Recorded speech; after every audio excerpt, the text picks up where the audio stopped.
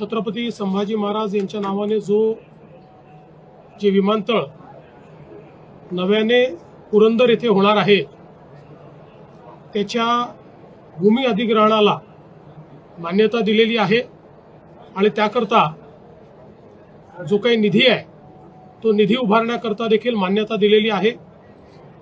या संदर्भातली प्रोसेस आम्ही जवळपास अंतिम टप्प्यात आणलेली आहे।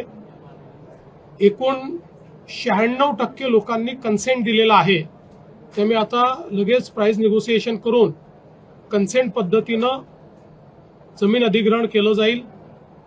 ज्यांची कन्सेंट आली नाही त्यांचे काही कायदेशीर अडचणी दिसत आहेत त्या देखील आम्ही दूर करू आणि साधारणपणे 1 जून पर्यंत हे भूमी अधिग्रहण करावं असा आमचा प्रयत्न आहे। तशी 6 महिन्याचा अवधी आम्ही दिलेला असला तरी 1 जून पर्यंत हे अधिग्रहण करण्याच्या संदर्भात निर्देश दिलेले आहेत। MMRDA ला अटल सेतूच्या जवळ प्लॅनिंग अथॉरिटी म्हणून जी काही जागा आपण दिलेली आहे आज त्या ठिकाणी सिडको आणि MIDC चे रूल्स लागू करून त्यांना जमीन ॲक्वायर करता येईल अशा प्रकारची मान्यता मंत्रिमंडळाने दिली आहे। यामुळे तिसरी मुंबई ही जी आपली संकल्पना आहे या संकल्पनेला मोठ्या प्रमाणात चालना मिळेल आणि अत्यंत वेगाने हे काम आपल्याला करता येईल।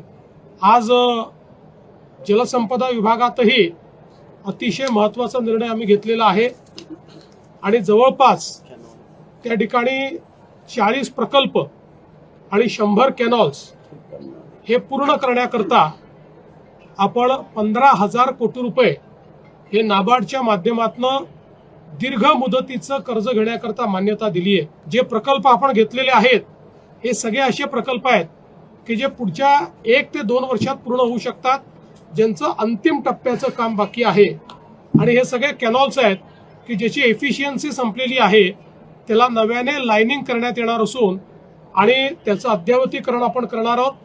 हे जे काही आपण जे प्रकल्प पूर्ण करणार आहोत याच्यामुळे 3.5 लाख हेक्टर जमीन ही त्या ठिकाणी सिंचनाखाली येईल आणि जवळपास या कॅनल्समुळे 4.5 लाख एकर, तिकडे 3.5 लाख हेक्टर नाही 3.5 लाख एकर आणि इकडे 4.5 लाख एकर अशी 8 लाख एकर जमीन ही ओलिताखाली येईल अशा प्रकारच्या या प्रकल्पाला आज मान्यता देण्यात आलेली आहे।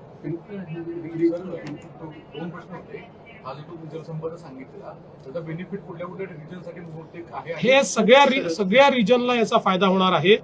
सगळ्या रिजन मधले अपूर्ण प्रकल्प हे याच्यामध्ये घेतलेले आहेत आणि सगळ्या रिजन मधले जे कॅनल्स आहेत ते कॅनल्स याच्यामध्ये घेतलेले आहेत। या संदर्भात एक मोठा अभ्यास हा मित्राच्या माध्यमातून आपण केला होता आणि एफिशियन्सी वाढवण्याच्या दृष्टीने, कारण आपल्याला माहिती आहे की 8 लाख एकर आपल्याला जर अन्यथा नव्याने इरिगेशन तयार करायचं असेल तर त्याचा खर्च हा किमान 1 लाख कोटी रुपये आहे, पण 15,000 कोटी रुपयांमध्ये आपण ते अचीव करू शकणार आहोत। एफिशियन्सी आपण वाढवतो।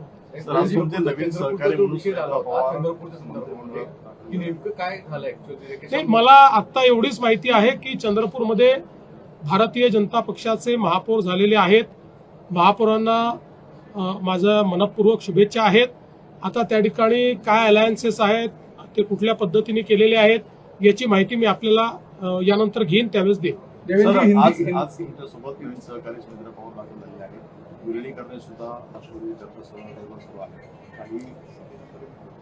बघा, आज पहिल्यांदा तर मंत्रिमंडळाची अजितदादांच्या दुःखद निधनानंतर पहिली बैठक असल्यामुळे आज त्यांचा शोक प्रस्ताव आम्ही त्या ठिकाणी मंत्रिमंडळाने मान्य केलेला आहे। आज सुनेत्राताई पवार यांची पहिली मंत्रिमंडळ बैठक होती, पण दुखवटा असल्यामुळे आम्ही केवळ शब्दसुमनाने औपचारिक त्यांचं स्वागत केलेलं आहे आणि मला विश्वास आहे की त्यांच्या नेतृत्वामध्ये राष्ट्रवादी काँग्रेस पक्ष कालच्याही निवडणुकीत अतिशय चांगला परफॉर्मन्स त्यांचा राहिलेला आहे आणि भविष्यातही चांगल्या पद्धतीने काम करेल। बाकी विलिनीकरणाचे वगैरे जे विषय आहेत ते त्यांच्या पक्षाचे विषय आहेत, त्या विषयात मी बोलणं योग्य होणार नाही। त्यांचा पक्ष त्या संदर्भात बोलेल. देवेंद्र जी, आज हिंदी में बताइए कि आज कैबिनेट भाजपला विचारल्याशिवाय हा विलीनीकरण होणार नाही. तर ती वेळच आलेली नाही ना. जेव्हा वेळ येईल ते जर आम्हाला अधिकृतरित्या येऊन सांगतील की आमचं काही ठरलंय तर त्यावेळेस याच्यावर मी प्रतिक्रिया दिली पाहिजे. रोज पतंगी उडवायच्या कशा करता. देवेंद्र जी, हिंदी में आज मराठी फक्त एक सर ठाणे आणि ठाण्यामध्ये 2 मेट्रो प्रकल्प ऑलरेडी तयार झालेले आहेत. त्याचं उद्घाटन कधी सरांना अपेक्षित आहे? कारण की लोकांना नाही, आता काय आहे की त्याचं अंतिम सर्टिफिकेट हे कधी येईल आणि ते सर्टिफिकेट आल्याबरोबर आम्ही त्याचं उद्घाटन करू. देवेंद्र जी, हिंदी में बताइए, आज सुनेत्रा पवार उप मुख्यमंत्री के तौर पर आपके कैबिनेट मंत्रिमंडल में शामिल हुई, कैसे आज? देखिए, आज अजीत दादा के दुखद निधन के बाद आज हमारी मंत्रिमंडल की ये पहली बैठक थी. इस बैठक में हमने स्वर्गीय अजीत दादा जी को श्रद्धांजलि अर्पित की. आज श्रीमती सुनेत्राताई पवार इनकी भी पहली मंत्रिमंडल बैठक थी. चूंकि आज शोक प्रस्ताव था इसलिए हमने केवल शब्द सुमनों से उनका बैठक में स्वागत किया है. मुझे अपेक्षा है कि उनके नेतृत्व में राष्ट्रवादी कांग्रेस पार्टी बहुत अच्छे तरीके से वे आगे ले जाएंगी. अजीत दादा ने जिस प्रकार का नेतृत्व दिया उसी प्रकार का नेतृत्व देने का वो प्रयास करेगी. कल संपन्न हुए चुनाव में भी उनकी पार्टी को बहुत अच्छा यश मिला है.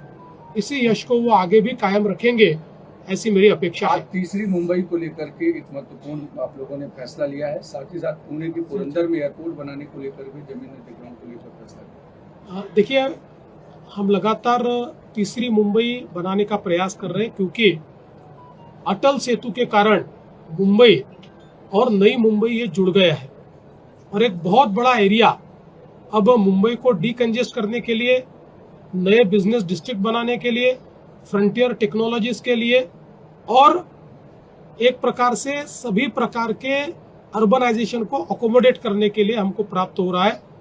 उसका नियोजन हम लोग कर रहे हैं. उसी नियोजन के तहत MMRDA को अटल सेतु के पास करीब 200 स्क्वायर किलोमीटर की जगह ये हम लोगों ने दी थी. आज उस जगह में किस प्रकार से वो विकास करे, अगर उसको एक्विजिशन करना है तो उसके अलग अलग जो मेथोडोलॉजी है, जो आज जिस प्रकार से सिडको ने लोगों को साथ में लेकर अपना भी विकास किया और लोगों का भी विकास किया, जो सिडको की पॉलिसी है उसके साथ साथ MIDC की एक पॉलिसी है जिसमें पास थ्रू एक्विजिशन होता है. मतलब एक्विजिशन जिनके लिए करते हैं वो सीधे पैसे उसके देते हैं. ऐसे सारी प्रकार की पॉलिसीज ये MMRDA को हमने लागू कर दी है. तो बड़ी तेजी के साथ MMRDA इस क्षेत्र में जो तीसरी मुंबई का काम है वो कर पाएगा. पुरंदर में जो नया एयरपोर्ट हम बनाने वाले हैं उस एयरपोर्ट के जमीन अधिग्रहण को हम लोगों ने आज मान्यता दी है. उसमें करीब उसके लिए जो पैसा लगता है वो खड़ा करने के लिए भी हम लोगों ने आज मान्यता दे दी है. हमको अपेक्षा है कि जून फर्स्ट वीक तक हम लोग इस जमीन का अधिग्रहण कर पाएंगे क्योंकि हम लोगों ने जब वहाँ के जमीन मालिकों से, किसानों से बातचीत की तो करीब 96% किसानों ने अभी अपने तरफ से उसके बारे में कंसेंट दिया है. तो मुझे लगता है कि बहुत फास्ट एक्विजिशन हो जाएगा.